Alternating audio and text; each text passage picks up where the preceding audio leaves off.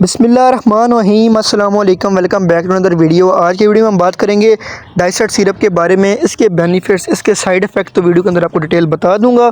Video शुरू करने से पहले आप सब बहन भाइयों से रिक्वेस्ट है, अगर आपको मेरी वीडियो पसंद आए तो वीडियो को लाइक कर देना, चैनल को सब्सक्राइब कर देना और बेल आइकन को लाजमी प्रेस करना ताकि मेरी हर नया आने वाली वीडियो आप तक ईजीली पहुँच सके।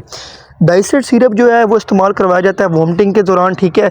छोटे जो बच्चे होते हैं 1 से 1.5 साल के दरमियान, अगर वो वॉमिटिंग करें या उससे नीचे बच्चे 1 साल से छोटे भी, ठीक है, वॉमिटिंग करें, अगर वो उल्टी करते हैं तो आप उसके लिए इस्तेमाल करवा सकते हैं, ठीक है।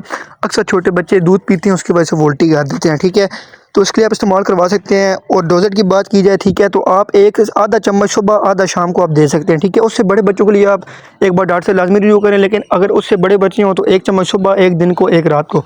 और जहाँ तक इसके साइड इफ़ेक्ट की बात की जाए, इसके साइड इफ़ेक्ट थोड़े बहुत हैं, ठीक है। सर में दर्द हो जाना, पेट में दर्द होने लग पड़ना, ठीक है, लेकिन आपने एक बार डॉक्टर से लाजमी रिव्यू करना है।